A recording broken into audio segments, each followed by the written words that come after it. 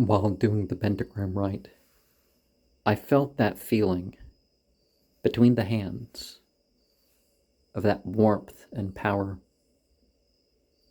as a tangible thing that one feels during Reiki or Qigong.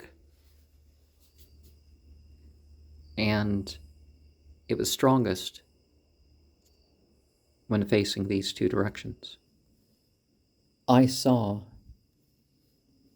a woven combination of diagonal and vertical green. I saw strange black lines in the shadows. And I again saw shadows around things in a way that's, not so visible when you try to look at it in a regular state. There were different flashes around, pretty much instantaneous, but many. And there was something rough around the edges of the mirror. And these shapes and movements enveloped the whole mirror. And it was like the vision was concave and convex at the same time. In the final reading, I felt a brushing up against me from, you could say, the east, but it really localized on the back half of my body, head to foot, just, the back half. In the final scrying, I felt this euphoric shudder, and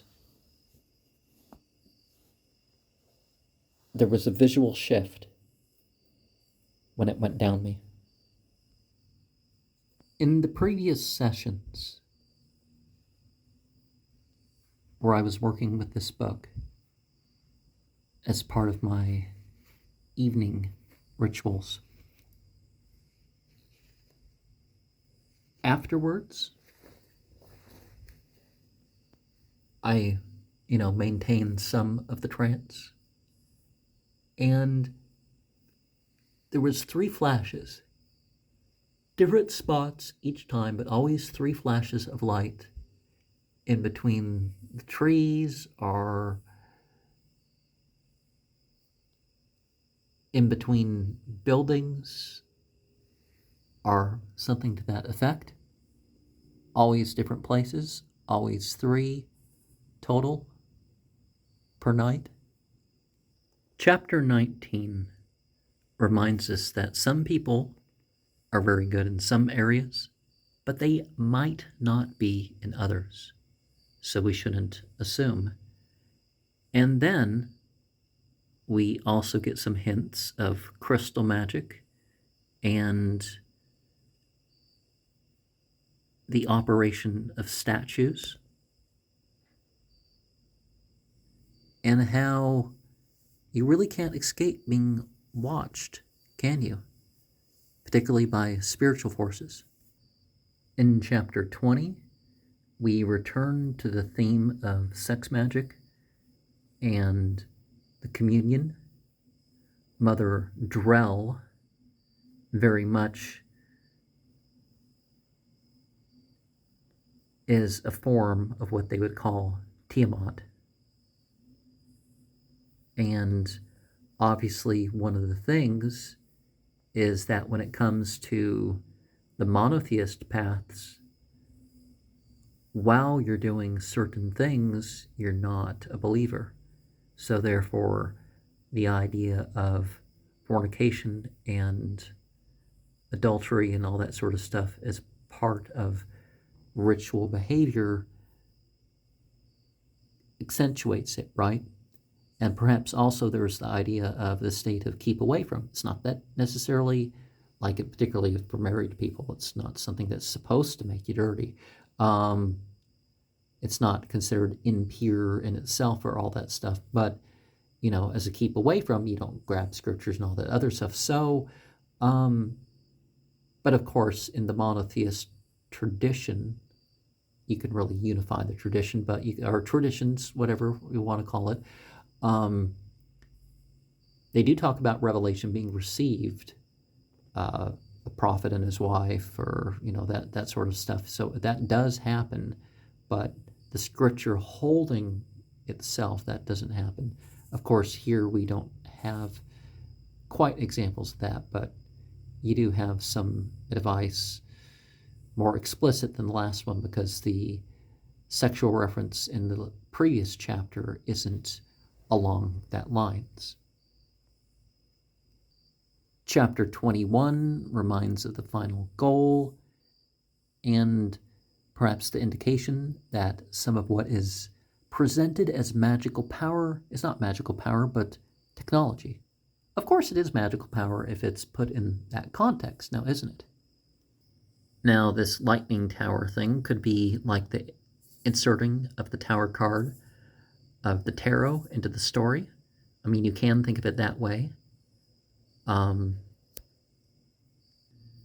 Chapter 22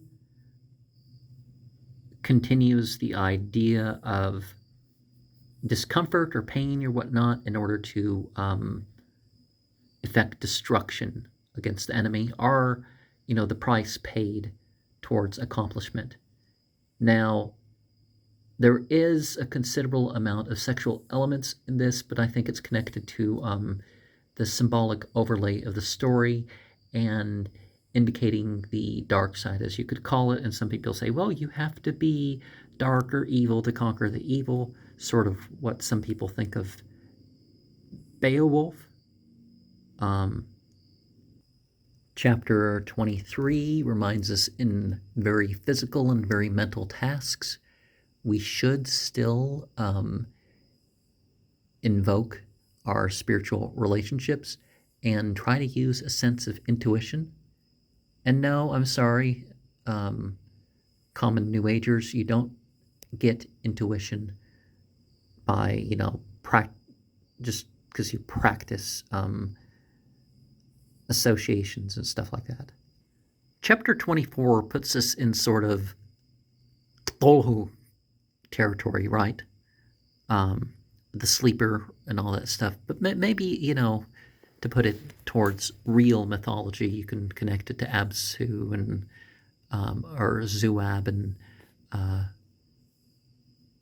Tiamat and all that. Maybe Inanna. There's some overlapping sort of themes here, but you get the idea of a usurper. And perhaps it's better to be a castaway as part of a freedom, part of an authentic path, than perhaps being accepted and maybe established as a secondary figure. Chapter 25 indicates how well-meaning religious organizations can be overtaken if they allow sacrilege. Now, it's one thing that sometimes their power doesn't enable them to maintain some stuff, but actually, placate these individuals through selling rulings and rituals. That's something different. Chapter 26 reminds us that what they call secular rule should be supported by spiritual rule, but then again, things can be separate. And Some individuals may come to usurp authority. Perhaps it's they that should be knocked down, which claim to be the authentic authorities.